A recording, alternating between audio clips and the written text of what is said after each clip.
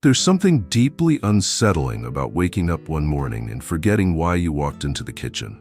It starts small. You misplace your glasses, you forget a name, you walk into a room and pause, wondering, what did I come here for? At first, you laugh it off. I'm just getting older, you tell yourself. But inside, there's a quiet worry, a whisper. What if this isn't normal? What if something's wrong? You begin to notice it more. You repeat stories you've already told. You can't recall a conversation from the day before. And it's not just you. Your spouse notices too. Your children start to gently remind you of things you've forgotten. And at night, when the world quiets down, that whisper becomes louder. That's when the question comes. Is this just aging, or is my memory fading faster than it should? You may not realize it, but there's a tiny mistake, one you're probably making each night, that slowly chips away at your mind. It doesn't make the news. Doctors rarely mention it unless asked, but science has known about it for years. And the worst part? It's so common that no one thinks twice about it, but your brain does, and it's paying the price. In this video, we're going to uncover the truth. Not just about memory loss after 65, but about a specific nighttime habit that might be quietly accelerating your cognitive decline. We'll explore why your brain needs something far more important than crossword puzzles or memory games, the surprising role of sleep, and how it changes after 60, the one habit most older adults do that silently sabotages brain repair, and what you can do, starting tonight, to protect your memory and preserve your mind. Stay with me, because if you're over 65 and you've ever felt your memory slipping, this could be the most important 25 minutes you spend all week. Not to scare you, but to give you back what time has tried to take away: clarity, confidence, and peace of mind.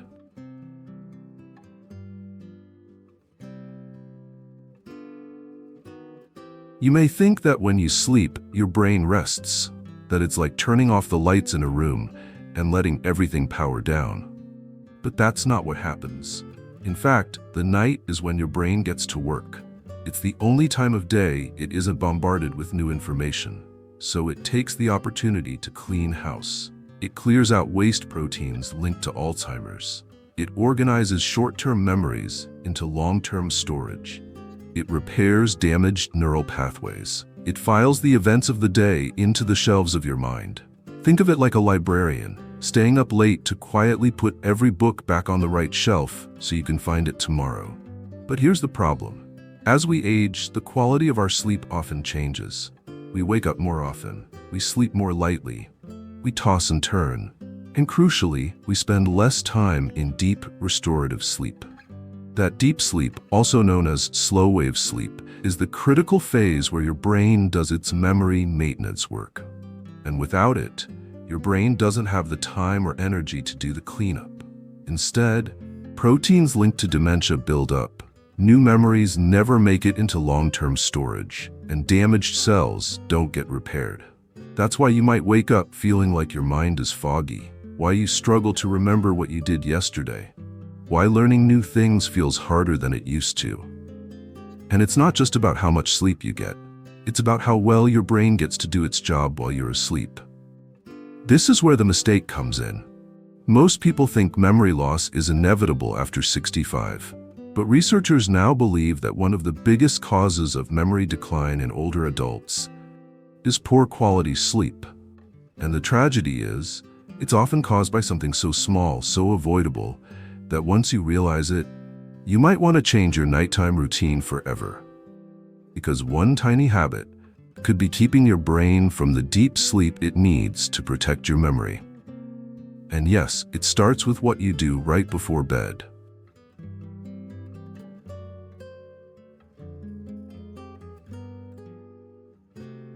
So what is this tiny mistake? It's the one that seems harmless, that's easy to ignore, that everyone does, especially after retirement when routines become looser.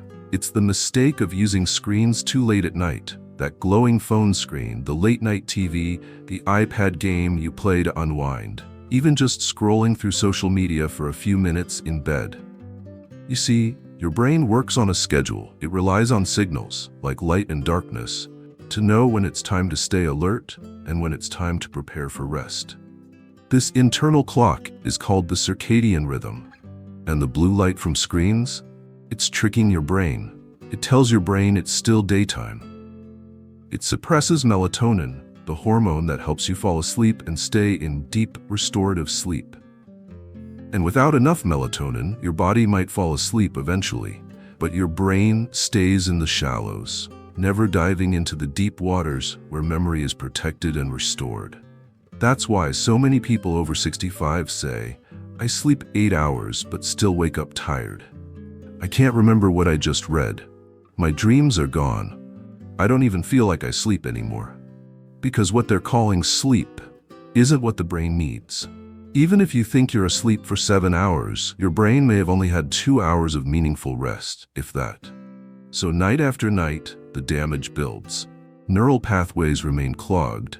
Toxins accumulate. The brain's filing system gets jammed. And memory loss begins, not because of age, but because the brain never got the sleep it needed to protect itself. And the saddest part? Most people never realize this is happening. They blame their forgetfulness on getting older. They laugh off the fact that they walked into a room and forgot why. They accept brain fog as part of aging, when it might be the result of that small glowing screen on the nightstand. But here's the good news. If this mistake is caused by a habit, then that means you can break it. And by changing just 1 or 2 things, you can give your brain the deep sleep it's been missing. And with it, maybe your memory back too.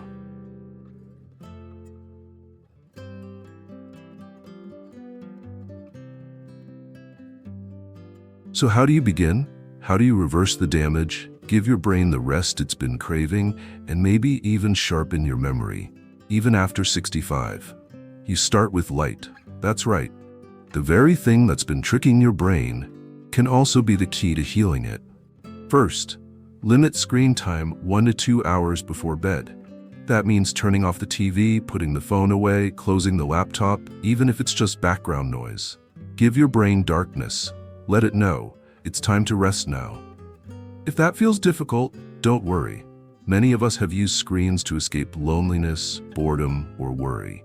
But there are gentler ways to transition into sleep. Try reading a physical book, not an ebook. Listen to soft music. Dim the lights around the house. Let your body ease into calmness. Even better, step outside around sunset. Let your eyes soak in the natural light as it fades. It tells your brain the day is ending. This simple act helps your melatonin rise naturally, setting you up for better, deeper sleep. Next, create a sacred bedtime ritual. Just like children need a routine to feel safe and sleepy, so do we, especially in later life when routines have disappeared.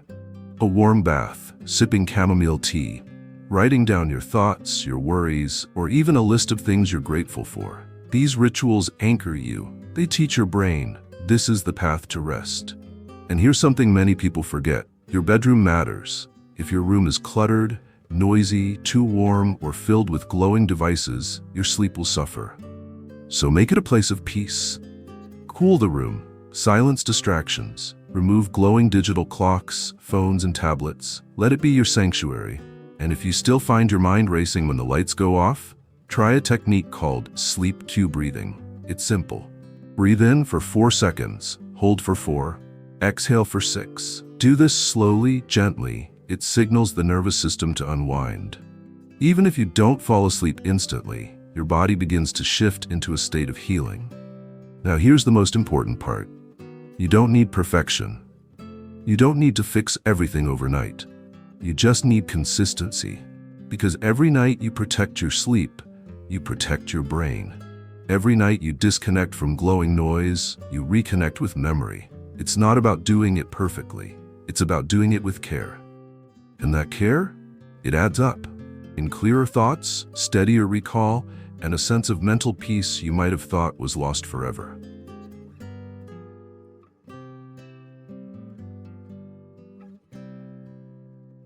Not all sleep is created equal. You might think, I sleep 7 hours a night, isn't that enough? But here's the truth. If your brain isn't entering deep sleep, your memory is still at risk. And the warning signs? They often whisper before they scream. Have you ever woken up feeling tired, even after a full night in bed? That's a red flag. Do you often wake up between 2 and 4 a.m., mind racing, unable to fall back asleep? That's another. Have you found yourself feeling foggy during the day, struggling to remember where you put things, what someone just said, or why you walked into a room? These are not just signs of getting older. They are signs your brain didn't get the full recharge it needed. Here's what happens in deep sleep. Your brain clears out waste, including a protein called beta amyloid, the very substance linked to Alzheimer's. It's like taking out the trash. If you skip deep sleep, the trash piles up, memories get buried, focus gets foggy, emotions run heavy. And sadly, too many older adults are missing this stage of sleep, night after night, without even knowing it. So how do you know if you're truly entering deep sleep? Here are some subtle clues. You wake up naturally, without an alarm, feeling clear and focused. Your dreams feel vivid but not disturbing, a sign of healthy REM cycles. Your daytime energy feels steady, not like a roller coaster. You can concentrate without needing endless cups of coffee or bursts of sugar. If none of this sounds familiar, don't panic, but don't ignore it either. Because now you know. Now you have a mirror, reflecting what your nights might really be doing to your brain. The mistake of falling asleep in front of a screen isn't just about light. It's about robbing your brain of the chance to clean, reset, and store memories.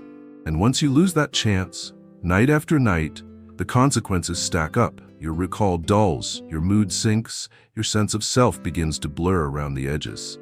But here's the gift in all of this. It's not too late. Your brain is resilient.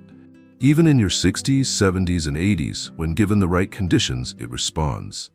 It heals. It sharpens again. The night can become your ally, not your enemy.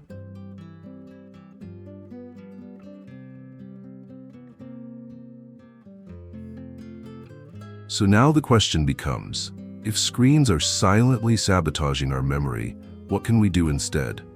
What can we gently introduce at night to calm the nervous system, encourage deep sleep, and allow the brain to repair itself? Here are a few simple but powerful practices you can start tonight. First, create a sleep ritual.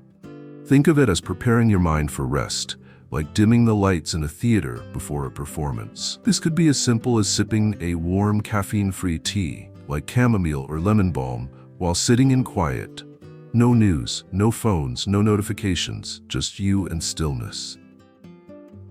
Second, embrace soft light. 1 hour before bed, dim all the lights in your home. Use lamps instead of overhead lights.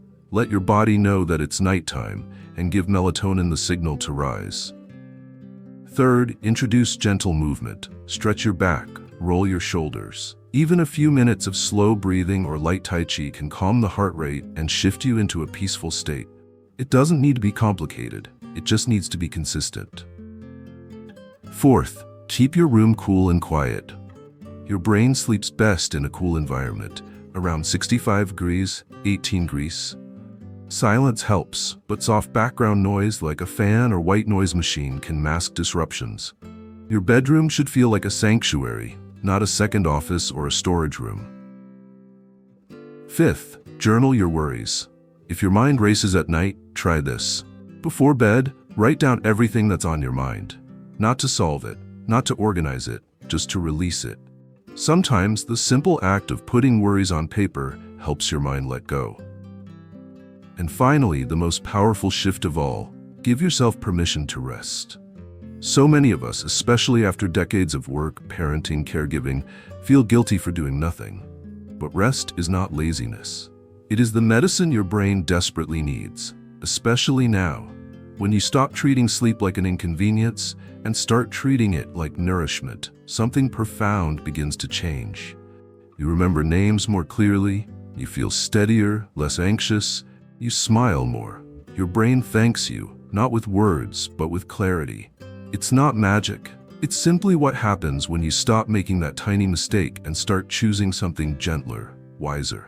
Because you deserve nights that restore you, and mornings where you wake up not just alive, but present, whole, and you again.